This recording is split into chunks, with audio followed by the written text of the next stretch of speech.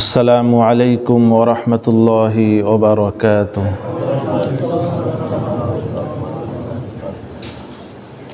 نحمده ونصلي على رسوله الكريم.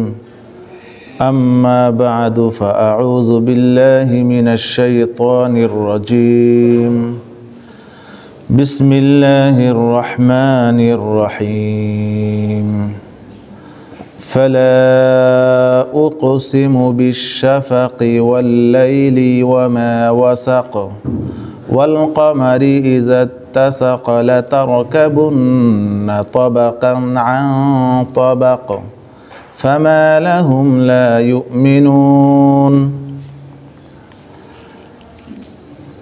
صدق الله العلي العظيم وصدق رسوله النبي الكريم ونحن على ذلك من الشاهدين والشاكرين والحمد لله رب العالمين.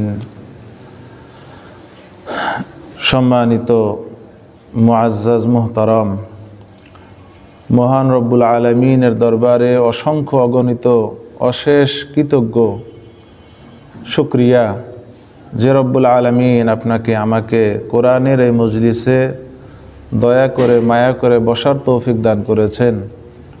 সে রব্বুল আলামিনের দরবারে শুকরিয়া আদায় করি আলহামদুলিল্লাহ।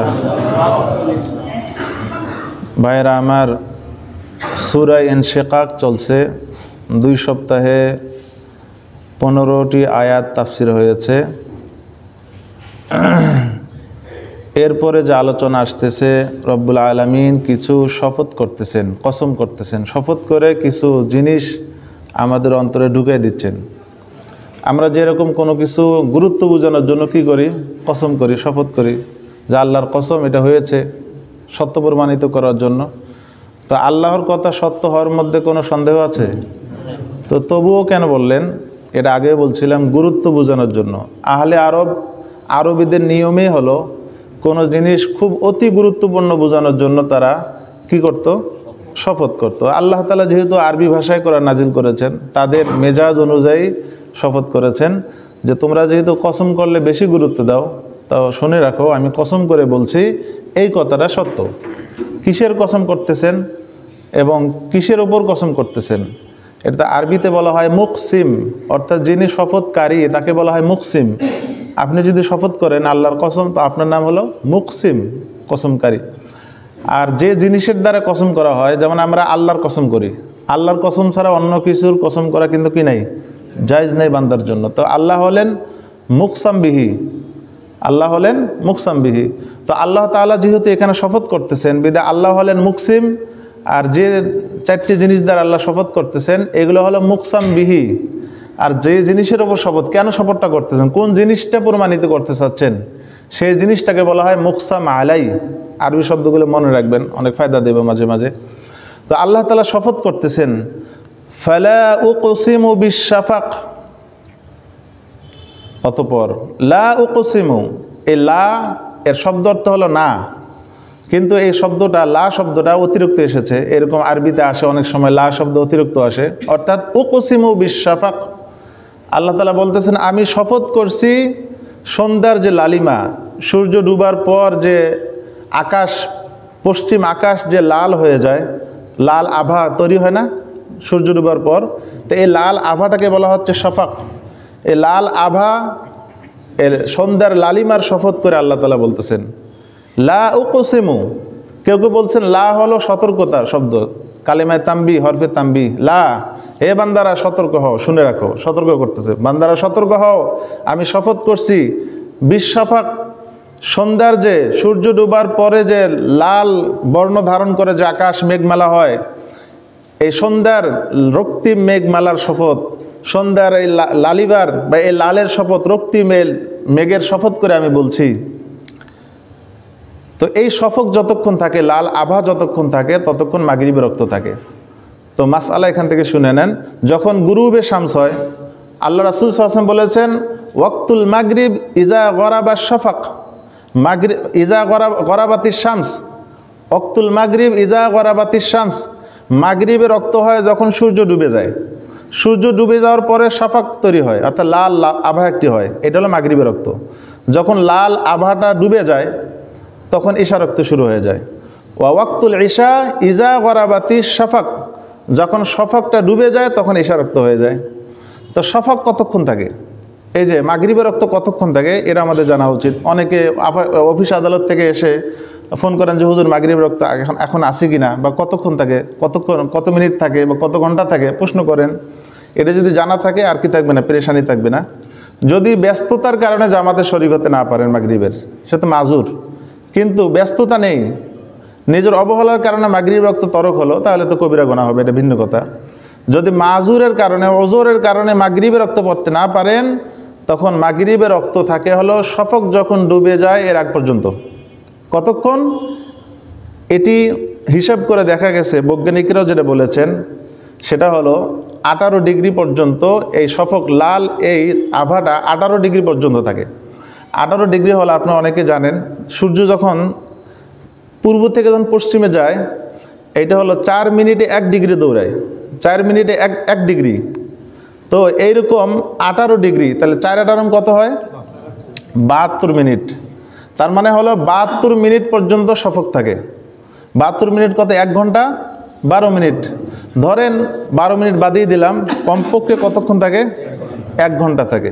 তো সূর্য যখন ডুবে যায়, মাগরিবের যখন রক্ত হয়, এখান থেকে নিয়ে 1 ঘন্টা পর্যন্ত সময় আপনি পাবেন মাগরিবের সময়। সর্বোচ্চ 1 ঘন্টা 12 মিনিট পর্যন্ত আপনি সময় পাবেন মাগরিবের সময়। এতক্ষণ শফাক থাকে, লাল আভাটা এতক্ষণ থাকে।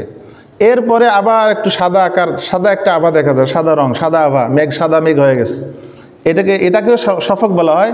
এটা হলো শফকে আবিয়াজ। আগেরটা হলো শফকে আহমার, এটা হলো শফকে আবিয়াজ। তো জমহুর উলামা ইকরাম বলেছেন মাগরিবের রক্ত থাকে হলো প্রথম যে শফকটা, লাল যে আভাটা, এটি যতক্ষণ থাকে ততক্ষণ মাগরিবের রক্ত থাকে। আবু হানিফা রহমতুল্লাহি আলাইহি বলেছেন শফকে আবিয়াজ উদ্দেশ্য, অর্থাৎ লালের পরে আরও কিছুক্ষণ থাকে সাদা আবরণটা, এইটা যখন যাবে তখন ঈশা রক্ত শুরু হবে। কিতাবে আসে আবু হানিফা রহমতুল্লাহি আলাই তার এই কথা থেকে রুজু করেছেন। তিনি রুজু করে বলছেন না, আগেরটা ঠিক আছে, যে লাল আবরণ যতক্ষণ থাকে ততক্ষণ মাগরিবের রক্ত, লাল আভা যখন দূর হয়ে যায় তখন ঈশা রক্ত শুরু হয়ে যায়। মাসলা বুঝছি তো আমরা? তা আল্লাহ তাআলা এই শফকের কসম করে বলছেন যে আমি কসম করছি, শপথ করছি সেই শফকের লাল, সে লালিমার, সন্ধ্যা লালিমার শপথ করছি। ওয়াল্লাইলি, এখানে ওয়াও যেটা ওয়ায়ে কসমিয়া, কসমের জন্য আসে ওয়াও। ওয়াল্লাইলি, এবং রাতের শপথ করে বলছি। আল্লাহ তাআলা রাতেরও শপথ করতেছেন, আমি রাতের শপথ করছি। ওয়ামা, এবং ওই সকল জিনিসের শপথ করছি, ওই সকল বস্তু, ওই সকল জিনিসের, ওই সকল প্রাণীর শপথ করে বলছি। ওয়াসাক, যে বস্তুগুলোকে রাত সমবেত করে, যে বস্তুগুলোকে রাত জমা করে। যেমন ধরুন আমরা সারাদিন অফিস আদালতে থাকি, কাজ কারবারে ব্যস্ত থাকি, তো যখন রাত হয়, রাত আমাদের সবাইকে কি করে, জমায়েত করে না বাড়িতে, হয়তো বাড়িতে নিয়ে আসে, যে যেখানে থাকেন ঘুমান সেখানে কিন্তু জমায়েত করে রাত। তো পশু পাখিরা সারাদিন কি খায়, তাদের আহার করে। যখন সন্ধ্যা হয়ে যায় সবাই যার যার ব্যস্ততা সেরে কোথায় চলে আসে, তাদের আবাসস্থলে চলে আসে। এই যে জমায়েত করলো, এই জমায়েতটা কে করলো, রাত। আল্লাহ তাআলা করেন, কিন্তু কিসের মাধ্যমে, রাতের মাধ্যমে। আল্লাহ তাআলা বলতেছেন ওই সকল জিনিসের শপথ যে সকল জিনিসকে রাত সমবেত করে, অর্থাৎ ওয়াসাকাহুল লাইল, যে সকল জিনিসকে রাত সমবেত করো, এই সকল জিনিসের শপথ। তার মানে এখন সকল প্রাণীর শপথ করতেছেন আল্লাহ তাআলা। যত প্রাণী রয়েছে সব প্রাণীর আমি শপথ করে বলছি, শোনো। ওয়াল কামারি ইজা তাসাক, তাহলে এখানে শপথ কয়টি জিনিসের হলো এ পর্যন্ত? 3টির হলো, একটা শফক, একটা লাইল, আর একটা ওয়ামা ওয়াসাক, রাত যেটাকে সমবেত করে। আরেকটি হলো ওয়াল কামারি ইজা তাসাক, এবং আমি শপথ করছি চন্দ্রের, চাঁদের। ইজা তাসাক, যখন চাঁদ পরিপূর্ণ রূপ ধারণ করে। তো চাঁদ পরিপূর্ণ রূপ ধারণ করে কবে? পূর্ণিমার চাঁদে, 14 তারিখ দিবাগত রাত, পূর্ণিমার চাঁদ। তো এই পূর্ণিমার চাঁদের শপথ করে আল্লাহ তাআলা বলতেছেন। তাহলে আয়াত হলো 3টি, শপথ হলো কয়টির? 4টির। আল্লাহ তাআলা শপথ করলেন যে আমি শপথ করে বলছি এই জিনিসগুলো যেভাবে পরিবর্তন হয়, যেমন শফক পরিবর্তন হয় না, শফক আহমার থেকে আবিয়াজ। আবার শফক কিভাবে হচ্ছে দেখেন, দিন থেকে রাত হচ্ছে, দিন শেষে রাত শুরু, একটা পরিবর্তনের মধ্যে শফকের আবির্ভাব। দেখেন পরিবর্তন, দিনের পরিবর্তন হয় কি হচ্ছে, রাত। এই পরিবর্তনের মাঝখানে কি আসতেছে? শফক। এরপর রাতের পরিবর্তন, দিন থেকে রাত হলো, রাতের মধ্যে মানুষের পরিবর্তন, অফিস আদালতে ছিল, পরিবর্তন হয়ে কোথায় আসলো? বাসায় যে পরিবর্তন। এরপরে বলতেছেন যে চন্দ্রের, চাঁদের কি শপথ, চাঁদেরও পরিবর্তন, চাঁদের শুরুর দিকে চাঁদের ছোট, বড় হয় আবার ছোট হয়, যে পরিবর্তন। তা আল্লাহ তাআলা বলতেছেন এই সকল জিনিস যেরকম পরিবর্তন হয়, তো এই জিনিসগুলোর আমি শপথ করে বলছি। কি সেটা আল্লাহ বলছেন? বলে যে লাতার কাবুন্না তাবাকান আন তাবাক, যে তোমরাও লাতার কাবুন্না, তোমরাও উপনীত হবে, তোমরাও উপনীত হবে তাবাকান আন তাবাক, এক অবস্থার পরে আর এক অবস্থা উপনীত হবে তোমরাও। অর্থাৎ এই জিনিসগুলো যেরকম পরিবর্তনশীল, পরিবর্তন হচ্ছে সবাই আমরা দেখতে পাচ্ছি, তো তোমরাও মানুষ, তোমরাও এক অবস্থা থেকে আর এক অবস্থায় উপনীত হবে, পরিবর্তন, তোমরা পরিবর্তনশীল, উপনীত হবে তোমরা। এখানে লাতার কাবুন্না তবাকান হালান, তবাকান অর্থ হালান অবস্থা, তবকা বলি না আমরা, তবকা 1 নম্বর তবকা, 2 নম্বর তবকা, 3 নম্বর তবকা বলি কিনা, এই তবাকান তবকা, অর্থাৎ তোমরা এইরকম একটা তবকার পর আরেকটা তবকা উপনীত হবে তোমরা। তবাকান আন তাবাকিন, আন অর্থ হলো বাদু, আরবি পরিভাষায় আন শব্দের অর্থ বাদু শব্দ আসে, অর্থ হবে লাতার কাবুন্না তবাকান বাদা তবাকিন, তোমরা এক তবকার পরে, এক অবস্থার পরে, স্তরের পরে আরেক স্তরে উপনীত হবে। তো এই যে উপনীত, আল্লাহ তাআলা যেগুলো শপথ করলেন সেগুলো উপনীত বস্তু, সেগুলো কি পরিবর্তনশীল, এক স্তর থেকে আরেক স্তরে যাচ্ছে, এইগুলো শপথ করে বলছে যে এইগুলো যেরকম পরিবর্তন হয়, হে আমার বান্দারা তোমরা শুনে রাখো, তোমরাও এইভাবে এক তবকা থেকে, এক অবস্থা থেকে, এক স্তর থেকে আরেক স্তরে আরেক অবস্থা কি হবে? পরিবর্তন হবে, পরিবর্তন হতেই হবে তোমাদেরকে। এখানে লাতার কাবুন্না 4 ভাবে পড়া হয়। অনেক সময় দেখবেন কোরআনে পাকের তেলাওয়াত শুনতেছেন, কিন্তু আপনার মন বলতেছে যে এমন তো হওয়ার কথা না, আর একটা মানে অন্যরকম করে পড়তেছে, হয় না এরকম? যেমন ওয়াদ-দুহা ওয়াল-লাইলি ইযা সাজা, বলা হয় ওয়াদ-দুহা ওয়াল-লাইলি ইযা সাজা, পড়ে না? তো মনে হয় যে ভুল মনে হয় পড়তেছে এই লোক, আসলে ভুল না, এটাকে বলা হয় কিরাতে সাবা। কিরাতে সাবা 7 ভাবে পড়া যায়। তো লাতার কাবুন্না এখানেও 4 ভাবে পড়া যায়। লাতার কাবুন্নাও 4 ভাবে পড়া যায়। কীভাবে পড়া যায় একটু শোনেন। লাতার কাবুন্না 1 ভাবে, লায়ার কাবুন্না 2 ভাবে, লাতার কাবান্না, লায়ার কাবান্না, এই হলো মোট 4 ভাষায় পড়া যায়, 4 ভাবে পড়া যায়। তো লাতার কাবুন্না, লায়ার কাবুন্না, লাতার কাবুন্না যদি হয় হে মানুষ তোমরা উপনীত হবে এক অবস্থা থেকে আর এক অবস্থায়, আর যদি লায়ার কাবুন্না হয়, লায়ার কাবুন্না হয় তাহলে বহু বচনের, এটাও বহু বচন, তখন হবে, তখন সম্বোধন হবে না, তখন হবে, এটাকে গায়েব বলা হয়। অর্থাৎ মানুষ জাতি উপনীত হবে এক অবস্থা থেকে আর এক অবস্থায়, মানুষ জাতি এক অবস্থা থেকে আর এক অবস্থায় উপনীত হবে। এটা যদি হয়, মুফাসসিরিনরা এটার ব্যাখ্যা করেছেন, অনেক লম্বা ব্যাখ্যা, আমি শুধু সংক্ষেপে কিছু ব্যাখ্যা বলবো। এক অবস্থা থেকে আর এক অবস্থা কেমনে যাবে, এক হাল থেকে এক অবস্থায় আর এক অবস্থায় কেমনে যায়, এই জন্য মুফাসসিরিনরা বলেছেন মানুষের অবস্থা 4 প্রকার। কয় প্রকার? 4 প্রকার। 1 নম্বর হলো আহওয়ালুজ জামান, জমানাগত অবস্থা, মানুষের সময়ের সাপেক্ষে অবস্থা পরিবর্তন হয়, 1 নম্বর আহওয়ালুজ জামান। 2 নম্বর হলো আহওয়ালুল মাকান, স্থানগত দিক দিয়ে কী হয়, অবস্থার পরিবর্তন ঘটে। আরেকটা হলো আহওয়ালুল আবদান, শারীরিক গঠনের দিক দিয়ে মানুষের অবস্থা পরিবর্তন হয়। আরেকটি হলো আহওয়ালুল কুলুব, কলবের দিক দিয়ে মানুষের অবস্থা পরিবর্তন হয়। দেখুন কীভাবে হয়। 1 নম্বর হলো আহওয়ালুজ জামান, জমানাগত দিক দিয়ে কালের আবর্তনে মানুষের অবস্থা পরিবর্তন। যেমন আজকে খুব আনন্দিত আমি, আগামীকাল দেখবো হয়তো আমার কি মন খারাপ হয়ে যাচ্ছে, অথবা আগামীকালকে আমি খুব আনন্দিত, খুব খুশি, ঈদের দিন, পরের দিন আমার জন্য একটা দুঃসংবাদ আসলো, আল্লাহ না করুক যদি আসে, মনটা কী হয়ে গেল, খারাপ হয়ে গেল। আজকে আমি স্বাচ্ছন্দ্যে আছি, খুব ভালোভাবে আছি, স্বাচ্ছন্দ্যে উপভোগ করছি সব, হয়তো কিছুদিন পর আমার স্বাচ্ছন্দ্য দূর হয়ে যাবে, আমার দারিদ্রতা চলে আসবে। অথবা এতদিন আমি দরিদ্র ছিলাম, এখন আল্লাহ তাআলা আমার কী করছেন, দারিদ্রতা দূর করে দিয়েছেন। এই যে অবস্থার কারণে মানুষ কী হচ্ছে, পরিবর্তন হচ্ছে। এক সময় হয়তো আমি যোদ্ধা অবস্থায় ছিলাম, আমাদের দেশ যুদ্ধ কবলিত অবস্থায় ছিল এক সময়, কত সালে, 71 পুরা 9 মাস, না 9 মাস যুদ্ধ কবলিত অবস্থায় ছিল। এরপরে গিয়ে যুদ্ধহীন অবস্থা আমরা কি করতেছি, পার করতেছি। এই জমানার পরিবর্তন, আমাদের জমানার পরিবর্তন হচ্ছে। এরপরে দেখেন কখনো মানুষ দুর্ভিক্ষে থাকে কোনো সময়, আবার কোনো সময় দুর্ভিক্ষ ছাড়া থাকে। দুর্ভিক্ষ কখন ছিলাম আমরা? 75-এ। এরপরে কি নাই? দুর্ভিক্ষ নাই। কখনো মানুষ কোনো সময় হয়তো জিনিসের দাম অনেক বেড়ে যায়, কখনো জিনিসের দাম কি কমে যায়। এই যে এটা হলো কি মানুষের জমানার মাধ্যমে কি হচ্ছে? পরিবর্তন হচ্ছে। কোনো জমানায় শীত থাকে, কোনো জমানায় কি থাকে? গরম থাকে। তাই মানুষ এই যে শীতের মধ্যে আবর্তিত হচ্ছে, শীতের মধ্যে আবর্তিত, গরমের মধ্যে আবর্তিত, এইভাবে মানুষের জমানার কারণে মানুষে কি হচ্ছে? এই জমানার মধ্যে আবর্তিত হচ্ছে মানুষের অবস্থা। এটাই আল্লাহ তাআলা কোরআনে আরেক জায়গায় বলেছেন, ওয়াতিলকাল আইয়ামু নুদাবিলুহা বাইনান নাস, যে এই দিনগুলোকেই আমি মানুষের মধ্যে আবর্তিত করেছি, আবর্তন করেছি।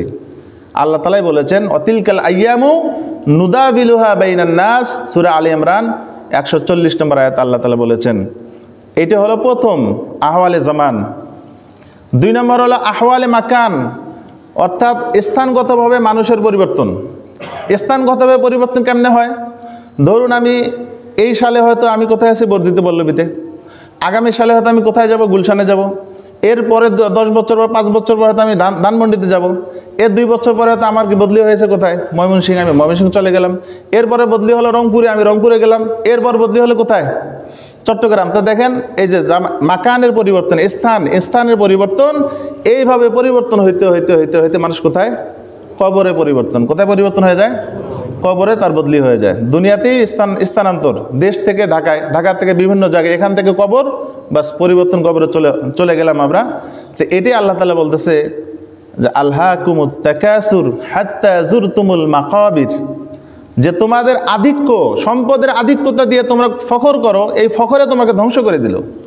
তোমাদের সন্তানাদি বেশি, এই জন্য গর্ব করো, সম্পদ বেশি গর্ব করো, এই গর্বই তোমাদেরকে ধ্বংস করে দিল। হাত্তা যুরতুমুল মাকাবির, কবর জিয়ারত করা পর্যন্ত, মানে তোমরা কবরে যাওয়া পর্যন্ত এই গর্ব তোমরা করতেই থাকো। এর বান্দাকে আল্লাহ তাআলা সম্বোধন করে বলতেছেন। তাহলে মাকাবির, কবর পর্যন্ত মানে স্থানান্তর যে হয়, এই স্থানান্তরটা কিসের দিক দিয়ে? মাকানের দিক দিয়ে, স্থানের দিক দিয়ে। কয়টি গেল? আরেকটি হলো আহওয়ালুল আবদান, গঠনের দিক দিয়ে মানুষের পরিবর্তন। কেমনে পরিবর্তন হয়? দেখুন, মানুষ যখন জন্মগ্রহণ করে, জন্মগ্রহণ করার পরে তার হাত পা পুরো বডি এক হাতে উঠানো যায়, যায় না? এরপরে 2 হাত দিয়ে ধরতে হয়, এরপরে উঠানোই যায় না। এই জন্য আরবে একজন মানুষ যুবক হওয়া পর্যন্ত 60টি শব্দ ব্যবহার করে। একজন যুবক হওয়া পর্যন্ত একটা মানুষের ক্ষেত্রে তার বডির দিক লক্ষ্য করে, যে তার বডির যে অবয়ব যে গঠন বাড়তেছে, এই দিক দিয়ে কয়টি স্তর? 60টি স্তরে নামকরণ করা হয়েছে। বাচ্চা জন্মগ্রহণ করার পরে ওই বাচ্চার নাম আরবে বলা হয় রদি', মানে দুধের বাচ্চা, তাকে বলা হয় রদি'। দুধ যখন ছেড়ে ফেলে, দুধ 2 বছর শেষ হয়ে যায়, তখন সেই বাচ্চার নাম তারা রাখে ফাতিম, অর্থাৎ দুধ ছেড়ে দিয়েছে, দুধ খায় না, দুধের বয়স শেষ 2 বছরের পরে। এরপরে যখন আরেকটু বেড়ে যায়, তখন বাচ্চার নাম তারা বলে তিফলুন। তখন আর ফতিমও বলবে না, রদিও বলবে না, বলে তিফলুন, শিশু, তিফিল। আরেকটু যখন বড় হবে, তখন নাম রাখে হলো সবিউন, বালক, সবিউন, সবি। কটি গেল? 4টি। 5 নম্বর হলো যখন আরেকটু বড় হয়ে যায়, তখন তার নাম রাখে গোলাম, কিশোর, গোলাম, গোলামুন। আরবি শব্দ গোলাম মানে গোলামবান্দি, সেটি না, ওটা তো উর্দু শব্দ। এই গোলামুন অর্থ হলো কিশোর, আরবি শব্দ। এরপরে যখন আরেকটু বড় হয়ে যায়, বালিগ হওয়ার কাছাকাছি হয়ে যায়, তখন 6 নম্বরে তার নাম রাখা হলো মুরাহিক বা মুরাহাক, অর্থাৎ করিবুল বুলুগ, বালিগ হওয়ার কাছাকাছি যে সময়টা আসে, এইটাকে আরবিতে বলা হয় মুরাহাক বা মুরাহিক। 7 নম্বরে যখন যুবক বালিগ হয়ে যায়, তখন তাকে বলা হয় শাবুন। এরপর অবস্থা পরিবর্তন যখন বৃদ্ধ হয়ে যায়, তখন তাকে বলা হয় হারিম, মানে বৃদ্ধ হয়ে গেছে। এরপরে যখন অতিশয় বৃদ্ধ হয়ে যায়, তখন বলা হয় শাইখুল ফানি, শাইখে ফানি বলা হয়। একেবারেই অতিশয় বৃদ্ধ যারা, তাদেরকে আরবিতে শাইখে ফানি বলা হয়। তা দেখুন, মানুষের এই যে গঠন যে পরিবর্তন হচ্ছে, এটা গঠনের দিক লক্ষ্য করে কি হচ্ছে, তার নাম কিন্তু পরিবর্তন হচ্ছে। তো এই জন্য বলা হয় হালুল আবদান কাহালিল কমার। ওলামা একরাম বলেন যে মানুষের বডির যে পরিবর্তনটা, এটা চন্দ্রের পরিবর্তনের মতো। চাঁদ যেরকম প্রথম দিন যে চাঁদটা খুব দুর্বল হয়, আস্তে আস্তে আস্তে অনেক সবল হয়ে যায়, একবারে গোলাকার ধারণ করে। এরপরে আবার কি হয়ে যায়? দুর্বল হয়ে যায়, যায় কি না? দুর্বল হয়, একবারে কি শেষ হয়ে যায়। তো মানুষে এরকম প্রথমে যে হয় অনেক দুর্বল, এরপরে একটু শক্তি পায়, এরপরে শক্তি, এরপরে যুবক হয়ে যায়, পরিপূর্ণতার কি 40 বছর যখন হয়ে যায় পরিপূর্ণতার শক্তি চলে আসে, সব কিছু বুঝার তৌফিক আল্লাহ তাকে দান করেন। এরপরে আস্তে আস্তে আস্তে আবার কি হয়ে যায়, বাচ্চাদের মতো হয়ে যায়, বৃদ্ধ হয়ে যায়, চাঁদের মতো। চাঁদ যেরকম শুরু আর শেষ যেরকম তার চাঁদের, একজন মানুষের বডির দিক দিয়েও শুরু শেষ কি এরকমই। আল্লাহ তাআলা এই কথাই কোরআনে বলেছেন, আল্লাহুল্লাযী খালাকাকুম মিন যুফিন, হে বান্দা শোনো, তোমাদেরকে আল্লাহ তাআলা সৃষ্টি করেছেন দুর্বল একটি পানি থেকে, দুর্বল পানি, বীর্য থেকে। সুম্মা জাআলা মিন বাদি যুফিন কুওয়া, অতঃপর তোমাদের দুর্বলতা থেকে, তোমাদের দুর্বল বডি থেকে আল্লাহ তাআলা শক্তি দান করেছেন, যুবক বানিয়েছেন। সুম্মা জাআলা মিন বাদি কুওয়াতিন যুফা, অতঃপর এই যে শক্তিশালী থেকে আবার তোমাদেরকে আল্লাহ তাআলা কি বানিয়ে দিয়েছেন, দুর্বল বানিয়ে দিয়েছেন। ওয়া শাইবা, এবং বৃদ্ধ বানিয়ে দিয়েছেন। আর সূরা 3-এর মধ্যে কি আছে, সুম্মা রাদাদনাহু ফি আসফালা সুম্মা রাদাদনাহু আসফালা সাফিলিন, একেবারে কি আসফালা সাফে ফানি, অতিশয় বৃদ্ধি আল্লাহ তাআলা পরিবর্তন করে দিয়েছেন। এরপর আল্লাহ তাআলা বলেন, ইখলুকু মা ইয়াশা ওয়া হুয়াল আলিমুল কাদির, আল্লাহ যাকে ইচ্ছা, যেভাবে ইচ্ছা, যা চান এইভাবে আল্লাহ তাআলা মানুষকে সৃষ্টি করেন।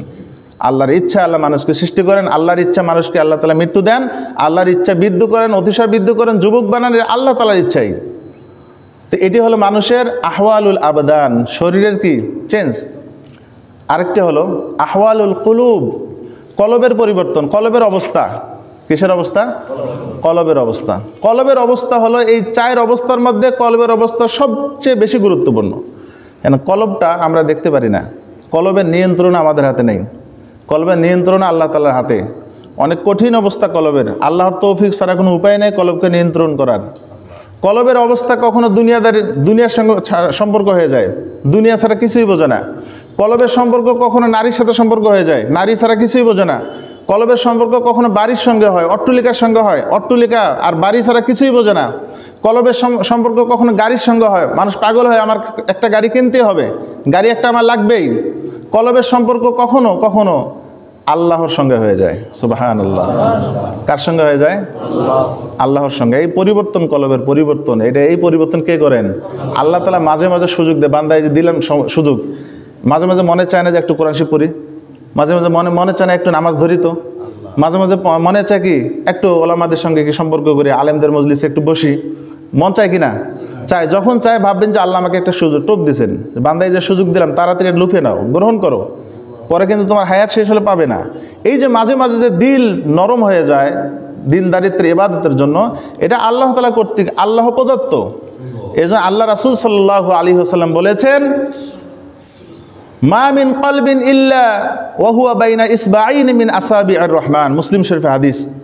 আল্লাহ তাআলা বলেন, আল্লাহ রাসূল সাল্লাল্লাহু আলাইহি ওয়াসাল্লাম বলেন, মানুষের কলব, প্রত্যেকটি কলব, আপনার কলব, আমার কলব, সবাইরই কলব আল্লাহ তাআলার 2 আঙ্গুলের মাঝে রয়েছে, 2 আঙ্গুলের মাঝখানে রয়েছে। ইনশাআ ইউকিমুহু আকামাহ, যদি সেটাকে সোজা রাখতে চান, আল্লাহ ইচ্ছা করেন তো তাকে সোজায় রাখেন, একটা হেদায়েতের পথে কি রাখেন, সিরাতে মুস্তাকিমের মধ্যে রাখেন। আর যদি ওয়া ইউযিগুহু আযাগাহ, আর যদি সেটাকে বাঁকা করে যদি ইচ্ছা করেন, তাহলে ওই কলবকে বাঁকা করে দেন, ভালো কিছু কি শুনতে মনে চায় না, হেদায়েতের পথে আসতে চায় না, সবসময় গুমরাহ পথেই থাকে। এটা কার ইচ্ছায়? এই জন্য নবী করিম সাল্লাল্লাহু আলাইহি ওয়াসাল্লাম বলেছেন, হে আমার উম্মতেরা, এই দোয়াটা বেশি বেশি পড়ো। দোয়াটা আমরা সকলে মুখস্থ করব, যাদের মুখস্থ আছে আলহামদুলিল্লাহ, যাদের মুখস্থ নাই মুখস্থ করে নেব।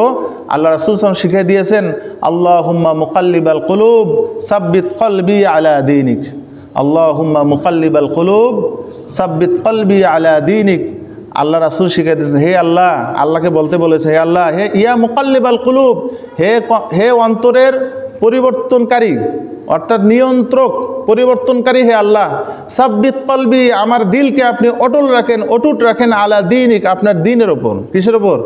আপনার দিনের ওপর অটুট রাখেন আপনি এটাকে পরিবর্তন করে অন্যদিকে বাঁকা করে দিয়েন না।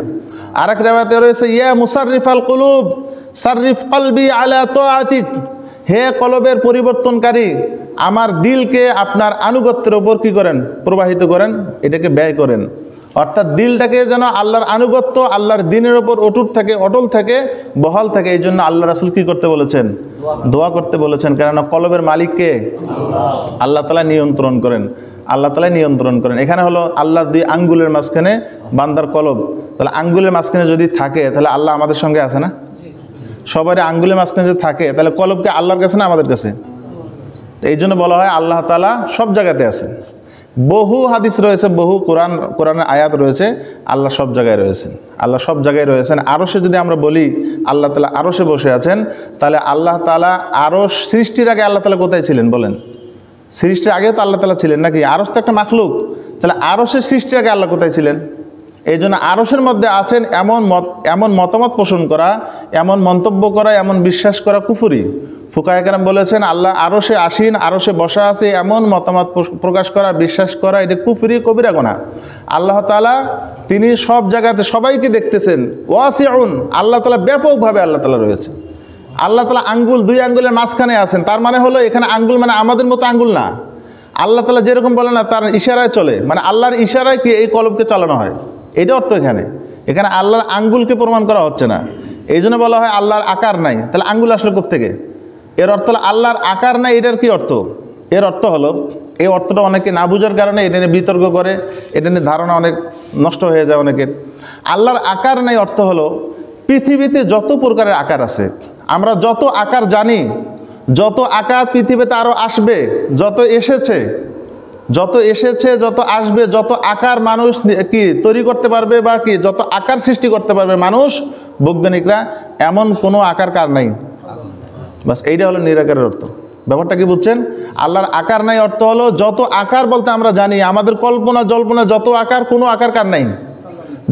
যদি আল্লাহকে আমরা আকার সাব্যস্ত করি, নাউজুবিল্লাহ, আল্লাহ তাআলা কি হচ্ছেন? আকারের দিকে মুহতাজ হচ্ছেন। অথচ আল্লাহ তাআলা বলছে আল্লাহুস সামাদ, আল্লাহ তাআলা অমুখাফিক, কি কোনো কিছুর কি করেন না, তিনি মুখাফিক কি নয়। এই জন্য বুঝতে হবে আল্লাহর আকার নেই অর্থ হলো যত আকার হতে পারে পৃথিবীতে, যত আকার আছে এবং থাকবে, আসবে, কোনো আকার কার নাই? আল্লাহ তাআলার নাই। এবার আমরা আসি, এই জন্য আল্লাহ রাসূল সাল্লাল্লাহু আলাইহি ওয়াসাল্লাম শিখিয়ে দিয়েছেন ইয়া মুকাল্লিবাল কুলুব সাব্বিত কলবি আলা দীনিক। আল্লাহ তাআলা বলেছেন ওয়ালামু, বান্দারা শুনে রাখো। কলব সম্পর্কে যে আল্লাহ কত আয়াত বলেছেন, হে বান্দারা শোনো, আন্নাল্লাহা ইয়াহুলু বাইনাল মারই ওয়া কলবি, সূরা আনফাল, যে নিশ্চয় আল্লাহ তাআলা তিনি অন্তরায় হন বান্দা এবং বান্দার কলবের মাঝখানে। বান্দা এবং বান্দার কলবের মাঝখানে আল্লাহ তাআলা অন্তরায়। ইন্নাল্লাহ, আল্লাহ তাআলাই অন্তরায় হন। আল্লাহ তাআলাই কি হন? অন্তরায় হয় বান্দা এবং বান্দার কলবের মাঝখানে। অর্থাৎ হলো আল্লাহ তাআলা যদি ইচ্ছা করেন হিদায়াতের পথে রাখবেন, ইচ্ছা করলে কি বানিয়ে দেবেন? গুমরা বানিয়ে দিতে পারেন। এটা আল্লাহর ইচ্ছা। এই জন্য সবসময় দোয়া করা উচিত। আল্লাহ রাসূল যে দোয়া শিখিয়েছেন, এই দোয়াটা বারবার পড়া উচিত।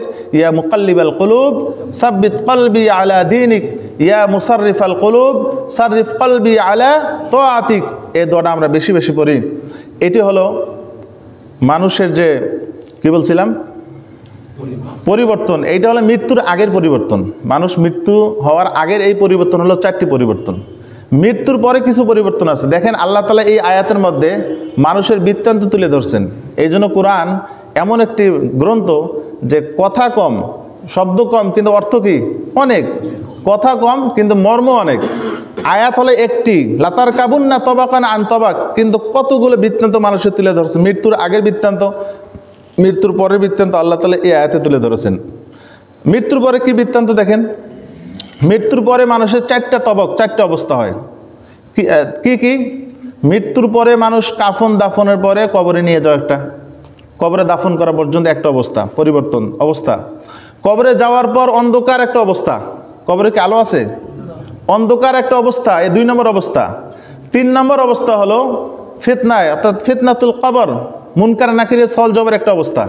এটাকে ফিতনায়ে কবর বলা হয়। কবরের ফিতনা অর্থাৎ মুনকার নাকির ভয়াবহ রূপ নিয়ে আসবে, সওয়াল করবে, প্রশ্ন করবে। এটি একটি অবস্থা। এটা একটি কি, কয়টি হলো? 3টি। 4 নম্বর অবস্থা হলো সওয়াল জবাবের পরে হয় সে আরামায়েশ করবে, আরামে ঘুমাবে, অথবা সে শাস্তিতে পতিত হবে। তার কয় অবস্থা গেল? 4টা। এই হলো মৃত্যু থেকে কবর পর্যন্ত, আখিরাত পর্যন্ত বা পুনরুত্থান পর্যন্ত 4টি অবস্থা। এরপরে আসেন পুনরুত্থান থেকে নিয়ে জান্নাত যাওয়া পর্যন্ত হলো 7টি অবস্থা, 7টি তবক। তবক মানে অবস্থা, 7টি অবস্থা, 7টি তবক। কী কী তবক দেখুন। 1 নম্বর হলো পুনরুত্থান, নতুন যে আল্লাহ তাআলা জীবন দান করবেন, পুনরুত্থান, যেটাকে বাস বলা হয়। পুনরুত্থান একটি হলো অবস্থা। পুনরুত্থান থেকে নিয়ে এরপর হাসরের ময়দানে নিয়ে যাওয়া হবে। সেখান থেকে যে বলছিলাম কি বলছিলাম, কিরামান কাতিবিন, 2 ফেরেশতা, একজন সামনে থাকবে একজন পেছনে থাকবে, টেনে নিয়ে যাবে কোথায়? হাসরের মাঠে। এই একটা অবস্থা, 2টা অবস্থা। 3 নম্বর অবস্থা হলো আরজ, আল্লাহর সামনে পেশ করা হবে তাকে। ওয়া উরিদু আলা রব্বিকা সাফা, আল্লাহ তাআলা বলেছেন সূরা কাহফ 4 নম্বর আয়াত, ওয়া উরিদু আলা রব্বিকা সাফা, যে আল্লাহ তাআলা সূরা কাহফ 49 নম্বর আয়াত, ওয়া উরিদু আলা রব্বিকা সাফা, তাদেরকে, মানুষদেরকে আল্লাহর সামনে পেশ করা হবে হাসরের ময়দানে। কয় নম্বর গেল? 3 নম্বর। 4 নম্বর অবস্থা হলো কিতাব গ্রহণ করা, অর্থাৎ আমলনামা গ্রহণ করবে, কেউ ডান হাতে কেউ কি বাম হাতে। 4 নম্বর অবস্থা। 5 নম্বর অবস্থা হলো হিসাব নিকাশ করা হবে তার, এই কিতাব আসার পরে এরপরে হিসাবের সম্মুখীন হবে। এরপরে কি হিসাবের সম্মুখীন। কয় নম্বর অবস্থা গেল? 6 নম্বর অবস্থা হলো এরপরে মিজান, দাড়িপাল্লার দিকে অগ্রসর হবে, তার আমলনামা মাপা হবে। 7 নম্বর হলো জাযা, প্রতিদান। এরপরে চূড়ান্ত হবে সে জান্নাতি নাকি জাহান্নামী। এ হলো কয়টি অবস্থা? 7টি তবক। তবক মানে কি? অবস্থা। তা বান্দার মৃত্যুর আগে অনেক অবস্থা বললাম, মৃত্যুর পরেও কি রয়েছে? জান্নাত এবং জাহান্নাম যাওয়া পর্যন্ত তার পর্যায়ক্রমে অবস্থা, একটির পর আরেকটা অবস্থা কি মানুষ উপনীত হবে। আল্লাহ তাআলা এই দিকে লক্ষ্য করে বলতেছেন, লাতার কাবুন্না তাবাকান আন তাবাকিন। কয় মিনিট হয়েছে? আচ্ছা, আরেকটু শেষ করে আরেকটু বলে, লাতার কাবুন্না তাবাকান আন তাবাকিন, একটি তো হলো যে মানুষ যদি উদ্দেশ্য হয় তাহলে এই সমস্ত স্তর, আর যদি হয় লাতার কাবান্না তাবাকান আন তাবাকিন, লাতার কাবান্না হলো হে রাসূল আপনি উপনীত হবেন এক অবস্থা থেকে আর এক অবস্থায়, এমনও তাফসীর রয়েছে। আর লাতার কাবান্না, ওই যে কেরাত পড়ছিলাম, কেরাতে 4টি, লাতার কাবান্না, আল্লাহ তাআলা রাসূলকে বলতেছেন, হে আমার রাসূল আপনি উপনীত হবেন এক অবস্থা থেকে আর এক অবস্থা উপনীত আপনি হবেন। আল্লাহ রাসূল উপনীত কেমনে হয়েছে? আল্লাহ তাআলা বলতেছেন, এই সূরাটা মাক্কি এবং মেরাজের আগে নাজিল হয়। আল্লাহ রাসূলের মেরাজ হওয়ার কি আগে এই সূরাটা নাজিল হয়। আল্লাহ তাআলা আল্লাহ রাসূলকে বলতেছেন, হে রাসূল দেখুন, যেরকম চাঁদের পরিবর্তন, যেরকম রাতের পরিবর্তন, শফক অর্থাৎ আসমানের দিগন্তের মধ্যে কি লাল আবরণের পরিবর্তন, তেমনিভাবে আসমানেরও এরকম পরিবর্তন। 7টা তবক আসমানের, 7 তবক আসমান বলে না, 7 তবক আসমান, আসমানের 7টা তবক রয়েছে। আপনারও এরকম কি হবে? তবক হবে, আপনারও এরকম পরিবর্তন হবে। তার অর্থ হলো আপনি কিছুদিন পরে 7 তবক আসমান পাড়ি দিয়ে কোথায় চলে যাবেন? আমার দরবারে চলে যাবেন। লাতার কাবুন্না তাবাকান, আপনি উপনীত হবেন তাবাকান, এক অবস্থা থেকে, যে অবস্থা এখন আছেন, আন তাবাকিন, আরেক অবস্থা, এক অবস্থা থেকে আরেক অবস্থা। কোন অবস্থা? আল্লাহর সঙ্গে সাক্ষাৎ। 4 তবক আসমান পাড়ি দিয়ে আপনি আল্লাহর সঙ্গে সাক্ষাৎ করবেন, এই একটা অবস্থা আপনার তৈরি হবে। এটা আল্লাহ তাআলা কখন বলছেন? মেরাজের আগে ইঙ্গিত দিয়েছেন। লাতার কাবান্না তাবাকান আন তাবাকিন, মেরাজের আগের আয়াত আল্লাহ ইঙ্গিত দিলেন যে আপনারও অবস্থা কি পরিবর্তন হবে। আপনি এখন দুনিয়া রয়েছেন, কিছুদিন পর আপনাকে আমার সাক্ষাতে নিয়ে আসবো। আল্লাহ রাসূল সাল্লাল্লাহু আলাইহি ওয়াসাল্লাম আল্লাহ তাআলা সাক্ষাৎ পেয়েছেন কিনা? মেরাজে গিয়েছেন, কত 7 আসমান পাড়ি দিয়েছেন, 1 আসমান, 2 তবক, 3 তবক, 4 তবক, 5 তবক, 6 তবক, 7 তবক। এরপরে সিদরাতুল মুনতাহার উপরে আর জিবরিল আমিন যেতে পারে না। শুধু কে যেতে পেরেছেন? আমাদের রাসূল। আল্লাহর দরবারে গিয়ে আল্লাহকে দেখছেন কিনা? আব্দুল্লাহ ইবনে আব্বাস রাদিয়াল্লাহু তাআলা আনহু বলেন, হ্যাঁ আল্লাহ তাআলাকে সরাসরি দেখেছেন। উনি বলেন, আল্লাহ রাসূলকে জিজ্ঞাসা করে, আপনি কি আল্লাহ তাআলাকে দেখেছেন? আল্লাহ রাসূল বলেন যে নুরানিয়ুন আরাহু, নুরানিয়ুন আরাহু, আল্লাহ তাআলা নুরানি, নূরের তৈরি, আল্লাহ তাআলা নুরানি, দেখতে এক উজ্জ্বল, আরাহু আমি দেখেছি তাকে। আর এক রাওয়াতে রয়েছে নূরুন ইন্নী আরাহু, লিখতে কিন্তু একই রকম লিখতে, যার কারণে পরবর্তীতে এটি অনেক মতনৈক্য সৃষ্টি হয়। নূরুন ইন্নী আরাহু, এটি একটা নূর, আমি আল্লাহ তাআলাকে দেখেছি, এই নূরকে আমি দেখেছি। হযরত আয়েশা রাদিয়াল্লাহু তাআলা আনহা বলে যে না, কথাটা সঠিক নয়, আল্লাহ রাসূল আল্লাহকে দেখেননি, আল্লাহ তাআলাকে চর্মচোখে দেখা যায় না। আব্দুল্লাহ ইবনে আব্বাস যদি বলে থাকেন তাহলে অসত্য বলেছেন। এই জন্য সাহাবাদের মধ্যে এই নিয়ে কী রয়েছে? এই জন্য এই হাদিসটা এইভাবে তিনি বলেন, হাদিসটা হলো নূরুন আন্না আরাহু, আল্লাহ রাসূল বলেছেন যে আল্লাহ তাআলা হলেন নূর, আন্না আরাহু, কীভাবে আমি আল্লাহ তাআলাকে দেখব? দেখেন একই শব্দগুলো আপনি লিখতে গেলে দেখবেন একই বানান। তো এক জায়গায় বলতেছেন নুরানিয়ুন আরাহু, আর এক রেওয়াতে বলতেছেন নূরুন ইন্নী আরাহু, আর এক রেওয়াতে হচ্ছে নূরুন আন্না আরাহু, আল্লাহ নূরের তৈরি, আমি কেন দেখবো আল্লাহ তাআলাকে? আল্লাহকে দেখার তো কি ক্ষমতা আমার নাই, আমি তো নূরের না, বিধায় আমি আল্লাহ তাআলাকে দেখি নেই। এইরকম সাহাবাদের যুগ থেকে এটা চলে আসতেছে। আল্লাহ রাসূল সাল্লাল্লাহু আলাইহি ওয়াসাল্লাম আল্লাহ তাআলাকে দেখছেন কিনা এটা অন্য আলোচনা, অন্য যখন প্রাসঙ্গিক আলোচনা আসবে তখন বলা যাবে। এটা লাতার কাবান্না তাবাকান আন তাবাকিন, হে রাসূল আপনি এক অবস্থা থেকে আর এক অবস্থা উপনীত হবেন। আল্লাহ রাসূলের জন্মের পর থেকে অবস্থা দেখুন, এতিম, এতিম থেকে কি হলেন? ওয়াজাদাকা ইয়াতীমান ফাআওয়া, আল্লাহ বলছেন না সূরা দোহার মধ্যে, এতিম পেয়েছি আমি আশ্রয় দিয়েছি। ওয়াজাদাকা দাল্লান, শরীয়তের বিধান সম্পর্কে অনবগত আপনি ছিলেন, ফাহাদা, আল্লাহ তাআলা কি দিয়েছেন? আপনাকে শরীয়তের জ্ঞান দান করেছেন। দেখেন অবস্থা পরিবর্তন হচ্ছে, আগে ছিলেন শরীয়তের জ্ঞান সম্পর্কে অনবগত, এরপর অবগত করলেন। এরপরে কি বললেন? ওয়াজাদাকা আইলান ফাআগনা, আপনি ছিলেন গরিব, ফকির ছিলেন, গরিব ছিলেন, ফাআগনা, আমি স্বনির্ভর করে দিলাম আপনাকে। এই যে অবস্থা পরিবর্তন, অবস্থা পরিবর্তন, এই অবস্থার দিক লক্ষ্য করে আল্লাহ তাআলা তার রাসূলকে বলতেছেন লাতার কাবুন্না তাবাকান আন তাবাক, যে হে রাসূল লাতার কাবান্না তাবাকান আন তাবাক, আমি আপনাকে এক অবস্থা থেকে আর এক অবস্থায় কি, অর্থাৎ আপনি এক অবস্থা থেকে আর এক অবস্থা কি হবেন? উপনীত হবেন। আরেকটি ব্যাখ্যা করে শেষ করে দেব, লায়ার কাবান্না তবাকান আন তাবাক, যেটা বলছেন লায়ার কাবান্না, লায়ার কাবান্না যদি অর্থ হয় তখন অর্থ হবে লায়ার কাবান্না, তখন এই লায়ার কাবান্না দ্বারা উদ্দেশ্য হবে কমর, চন্দ্র, চাঁদ। আল্লাহ তাআলা চাঁদের দিক লক্ষ্য করে বলতেছেন যে নিশ্চয় চাঁদ এক অবস্থা থেকে আর এক অবস্থা উপনীত হয়, নিশ্চয় চাঁদ এক অবস্থা থেকে আর এক অবস্থা উপনীত হয়। দেখুন চাঁদ যখন প্রথম দিনে ওটা একেবারে ছোট, এরপরে একটু বাড়তে থাকে, এরপর পূর্ণিমার চাঁদ হয় কি না? পূর্ণিমার চাঁদ থেকে আস্তে আস্তে আবার কি হয়ে যায়? ছোট হয়ে যায়, কমতে থাকে। তো আল্লাহ তাআলা ওই দিক ইঙ্গিত করে বলতেছেন যে নিশ্চয় চাঁদ এক অবস্থা থেকে আর এক অবস্থায় উপনীত হয়। এই যে তিনটি তাফসির, তিন তাফসিরের মধ্যে প্রথম তাফসিরটা হলো রাজে এবং গ্রহণযোগ্য, বাকিগুলো তাফসিরের বিপরীত নয়, আল্লাহর এই যে বাস্তবতার কিনা বিপরীত নয়, কিন্তু প্রথম তাফসিরটাকে অনেকে বলছে এটা হলো বেশি গ্রহণযোগ্য। এরপরে আল্লাহ তাআলা এই যে শপথ করার পরে এরপরে বান্দাদের অনুভূতিতে একটা কি দিয়ে দেবেন, হুকুম জারি করবেন, একটা অনুভূতিতে একটা আঘাত দেবেন যে এত কিছু আমি করি, কেন তোমরা ঈমান নাও না? কি হলো তোমাদের যে তোমরা ঈমান নাও না? এত কিছু বোঝো, সব নিজ চোখে দেখতেছো, সব হচ্ছে, তারপরে কেন তোমরা ঈমান নিচ্ছ না আমার উপর? এটা আল্লাহ তাআলা কাফেরদের প্রতি সম্বোধন করে বলতেছে। আর যারা গুনাহগার তাদেরকে বলতেছে তুমি কেন বিশ্বাস করার পরে আমল কেন তরক করতেছো, কেন তুমি ঠিকমতো আমল করো না? তো এই হলো আল্লাহ তাআলার এতক্ষণ শপথ করে এরপরে আল্লাহ তাআলা হুকুম আরোপ করবেন আমাদের উপর। আমাদের কি বিবেকের মধ্যে আল্লাহ তাআলা একটি কথা ঢুকে দেবেন। আল্লাহ তাআলা আমাদেরকে কোরআনের মর্ম বুঝে আমল করার তৌফিক দান করেন। দরুদ শরীফ পড়ি। আল্লাহুম্মা সাল্লি আলা মুহাম্মাদিন ওয়া আলা আলি মুহাম্মাদ কামা সাল্লাইতা আলা ইব্রাহিম ওয়া আলা আলি ইব্রাহিম ইন্নাকা হামিদুম মাজিদ। الحمد لله رب العالمين، الصلاة والسلام على أشرف الأنبياء والمرسلين وعلى آله وأصحابه أجمعين. ربنا ظلمنا أنفسنا وإن لم تغفر لنا وترحمنا لنكونن من الخاسرين. ربنا وآتنا ما وعدتنا على رسلك ولا تخزنا يوم القيامة إنك لا تخلف الميعاد. اللهم احفظنا من كل بلاء الدنيا وعذاب الآخرة. اللهم إنا نسألك رضاك والجنة ونعوذ بك من سخطك وغضبك والنار.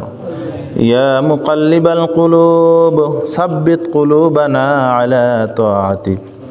يا مقلب القلوب ثبت قلبي على دينك.